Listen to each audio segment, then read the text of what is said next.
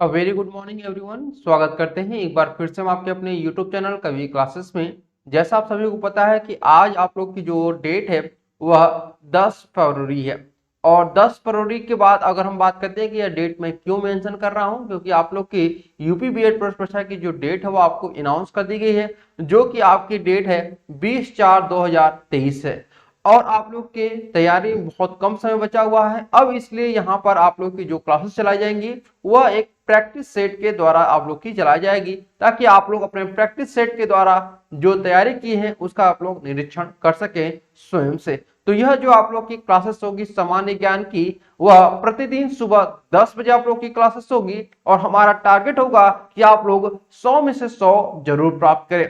और ये जो आप लोग के प्रश्न जो कराए जाएंगे वह बहुत महत्वपूर्ण होने वाले हैं, तो वीडियो को एंड तक जरूर देखिएगा। तो चलिए हम लोग यहाँ पर अपनी क्लास को स्टार्ट करते हैं बिल्कुल ही जीरो से। और हमारा प्रश्न नंबर 1 जो है वह आप लोग देख रहे होंगे। क्वेश्चन नंबर 1 आप लोग के स्क्रीन के सामने शो कर रहा है कि क्षेत्रफल की दृष्टि से, ठीक है, क्षेत्रफल की दृष्टि से भारत का विश्व के देशों में कौन सा स्थान है, यह आपको बताना है। तो देखिए, अगर हम बात करते हैं कि क्षेत्रफल की दृष्टि से भारत का विश्व के देशों में कौन सा स्थान है, तो सही आंसर हो जाएगा आपका ऑप्शन नंबर क्या हो जाएगा भाई?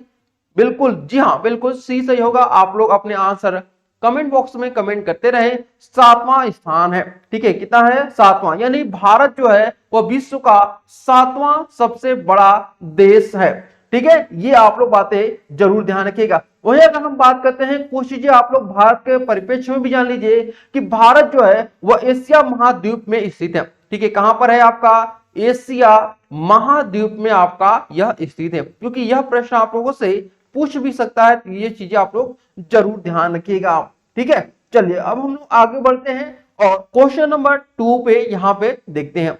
क्वेश्चन नंबर 2 क्या कह रहा है आप लोगों से, इसे हम लोग थोड़ा सा विस्तार पूर्वक समझेंगे।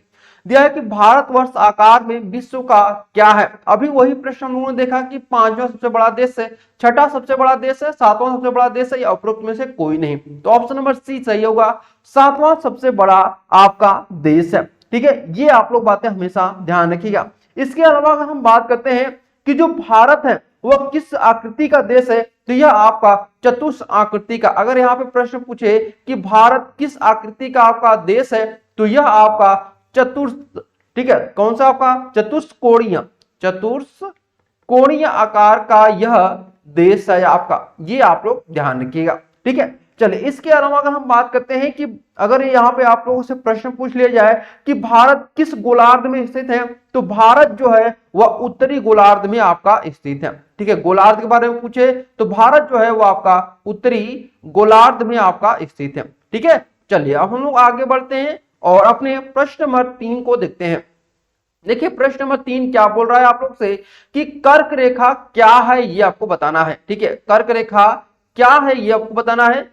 सबसे पहले हम यहाँ पे देखेंगे कि जो कर्क रेखा के बारे में पूछा गया है वह किस बारे में है। मध्य प्रदेश से है, त्रिपुरा से, मिजोरम से, या फिर इन सभी से। अगर हम बात करते हैं कि जो कर्क रेखा होती है बाबू ना, वह भारत के 8 देशों से होकर के, सॉरी 8 राज्यों से होकर के गुजरती है। 8 देश नहीं बल्कि आपके 8 राज्यों से होकर गुजरती है। अगर इनमें बात करते हैं कुल कौन कौन से राज्य हैं, तो गुजरात, राजस्थान, मध्य प्रदेश, छत्तीसगढ़, झारखंड, पश्चिम बंगाल, त्रिपुरा और मिजोरम। तो इनमें से कौन सा नहीं होगा भाई? तो वह आपका बी सही होगा, ठीक है। त्रिपुरा, कर्क रेखा किससे होकर गुजरती है? त्रिपुरा से होकर गुजरती है। मध्य प्रदेश, मिजोरम और इन सभी से नहीं होकर गुजरती है, ठीक है। चलिए अब अगले प्रश्न में आते हैं हम लोग। प्रश्न नंबर 4 देखिए दिया हुआ है, कितने भारतीय प्रदेशों से होकर के कर्क रेखा गुजरती है। अभी मैंने आपको बताया कि जो कर्क रेखा होती है भारत के 8 राज्यों से होकर के गुजरती है, जिनमें आपका सबसे पहला जो नाम आता है वह आपका गुजरात है, ठीक है। इसके बाद जो सेकंड आता है वह आपका राजस्थान। फिर यहां पर जो अगला नाम आएगा वह है आपका मध्य प्रदेश है, यानी एमपी जिसको हम लोग बोलते हैं। फिर आपका छत्तीसगढ़ आता है। फिर इसके बाद आपका झारखंड आता है, ठीक है, झारखंड। फिर नेक्स्ट जो आपका है वह आपका वेस्ट बंगाल है, और वेस्ट बंगाल के बाद आपका त्रिपुरा और मिजोरम आते हैं, ठीक है। कौन सा? त्रिपुरा और मिजोरम। ये आपके 8 ऐसे राज्य जहां से कर्क रेखा पर गुजरती है। चलिए अब आते हैं प्रश्न नंबर हम लोग 5 में। देखिए क्वेश्चन नंबर 5 का रहा है कि भारत का एक राज्य जिससे होकर कर्क रेखा गुजरती है। फिर वही प्रश्न आया और उसी प्रश्न का हम लोग दोबारा अगर हम बात करते हैं, यहाँ पे आंसर होगा क्या होगा भाई कि कर्क रेखा कौन सा ऐसा राज्य जहां से होकर के गुजरती है। तो मैंने आपको क्या होता है झारखंड, तो झारखंड आपका ऑप्शन नंबर डी यहां पर सही होगा। ठीक है, चलिए अब आते हैं प्रश्न नंबर हम लोग 6 पे। क्वेश्चन नंबर 6 का रहा है कि भारतीय मानक समय की देशांतर रेखा अभी 82 डिग्री 30 सेकेंड किस नगर से होकर के गुजरती है, ये आपको बताना है। तो देखिए यह जो आपको गुजरती है वह इलाहाबाद से होकर गुजरती है। भारतीय मानक समय की देशांतर रेखा इलाहाबाद, जो कि वर्तमान का इसका नाम क्या है, प्रयागराज इसका नाम है। वर्तमान में इसका नाम क्या है, प्रयागराज। तो प्रयागराज से होकर के गुजरती है। अगले प्रश्न में आते हैं हम लोग, प्रश्न नंबर आपका 7। देखिए निम्नलिखित देशांतरों में से कौन सा भारत की प्रमाणिक मध्याह्न रेखा कहलाती है, यह आपको बताना है। अभी हमने ऊपर आप लोगों को इसके बारे में डिस्कशन किया था कि देशांतर रेखा 82 अंश 30 मिनट, ये आपको बताना है और वही आपका आंसर सही होगा। ऑप्शन नंबर हमारा क्या हो जाएगा भाई, डी यहां पर सही हो जाएगा। 82 अंश 30 मिनट पूर्वी आपका सही आंसर है। अगले प्रश्न पे आते हैं, प्रश्न नंबर 8 दिया है कि भारतीय मानक समय IST निम्नलिखित स्थानों में से किसके समीप से लिया गया है। इलाहाबाद के नैनी से, लखनऊ से, मेरठ से या फिर आपका मुजफ्फरनगर से। तो सही आंसर हो जाएगा आपका ऑप्शन नंबर ए, इलाहाबाद, जो कि वर्तमान नाम इसका प्रयागराज है। वहां पर एक स्थान है नैनी, वहां से IST आपका लिया गया है। ये बहुत महत्वपूर्ण क्वेश्चन है जो आप लोग जरूर इसे अपने दिमाग में भर लीजिएगा। चलिए अगला जो प्रश्न है वह बहुत इंपॉर्टेंट है। देखिए क्या दिया है कि भारत का सुदूरस्थ दक्षिणी बिंदु, जिसको हम लोग साउथर्न पॉइंट के नाम से जानते हैं, वह कौन सा है। कन्याकुमारी है, रामेश्वरम पर है, इंदिरा पॉइंट पर है या फिर पॉइंट कालीमेर पर है। तो प्रश्न नंबर 9 का जो सही आंसर होगा वह जो होगा वो क्या हो जाएगा, सी सही होगा, इंदिरा पॉइंट पर है। कहां पर है आपका भाई, इंदिरा पॉइंट पर स्थित है। भारत का सबसे सुदूरस्थ दक्षिण बिंदु, जिसको हम लोग साउथर्न मोस्ट पॉइंट कहते हैं, और यह इंदिरा पॉइंट है। ठीक है, क्या है आपका इंदिरा पॉइंट, जिसे हम लोग जो कि कहां पर है, ग्रेट निकोबार में है, या फिर इसको हम लोग कह सकते हैं बड़ा निकोबार। कहां पर है आपका, बड़ा निकोबार में है। ठीक है, निकोबार। अब आते हैं अगले प्रश्न की तरफ। प्रश्न नंबर आपका 10 दिया है, भारत का दक्षिणतम बिंदु कौन सा है। भारत का दक्षिणतम बिंदु कौन सा, अभी मैंने बताया बड़ा निकोबार। तो ऑप्शन नंबर बी यहां पर सही होगा। ठीक है, चलिए अब आते हैं प्रश्न नंबर हम लोग 11 पे। देखिए प्रश्न नंबर 11 क्या बोल रहा है, निम्नलिखित में से भारत के किस राज्य की सीमा, भारत के किस राज्य की सीमा म्यांमार से उभयनिष्ठ नहीं है, ये आपको बताना है। तो सही आंसर हो जाएगा आपका क्या, ऑप्शन नंबर ए, यानी असम आपका यहां पर सही होगा। ठीक है, क्या हो जाएगा, असम यहां पर सही आंसर है। चलिए अगले क्वेश्चन पर आते हैं। क्वेश्चन नंबर आपका 12 दिया है, भारत के निम्नलिखित राज्यों के समूहों में से कौन सा समूह पाकिस्तान से सीमा बनाता है। जम्मू कश्मीर, हिमाचल प्रदेश, पंजाब और राजस्थान। ये आप ऑप्शन नंबर ए दिया है, बी दिया है पंजाब, जम्मू कश्मीर, राजस्थान और Gujarat. Option number C Punjab, Haryana, Jammu Kashmir और Rajasthan. Option number D Punjab, Himachal Pradesh, Rajasthan और गुजरात। तो प्रश्न नंबर 12 का जो सही आंसर होगा वह बी सही होगा, यानी कि पंजाब, जम्मू कश्मीर और राजस्थान और गुजरात ये सभी के सभी पाकिस्तान से सीमा बनाते हैं। ठीक है, चलिए अब आते हैं प्रश्न नंबर 13। नेपाल के पड़ोसी भारतीय राज्यों का युग्म है। नेपाल का जो पड़ोसी राज्य है उसका कौन सा युग्म है, वह आपका सही है, ये आपको बताना है। तो सही आंसर हो जाएगा बी, सिक्किम और बिहार जो है वह नेपाल के सीमा से सटी हुई हैं। ठीक है, नेपाल को स्पर्श करने वाले ये राज्य हैं। अगर इसके अलावा अगर हम बात करते हैं कि और कौन से राज्य यहाँ पे सटते हैं नेपाल से, तो उसमें आप सबसे पहला नाम है आपका उत्तराखंड का, यानी यूके का। फिर उसके बाद आपका यूपी का भी नाम आता है। ठीक है, और इसके अलावा एक और है आपका वेस्ट बंगाल। तो ये 3 ऐसे और राज्य हैं, इन 2 राज्यों के अलावा, सिक्किम बिहार के अलावा, जो नेपाल की सीमा को सटी होती हैं। ठीक है, चलिए अब आते हैं प्रश्न नंबर 14।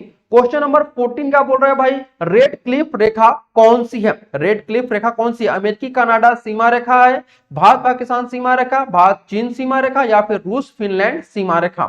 14 का जो सही आंसर होगा वह हो जाएगा आपका ऑप्शन नंबर बी, यानी कि भारत पाकिस्तान सीमा रेखा यहां पर सही आंसर होगा आप लोग का।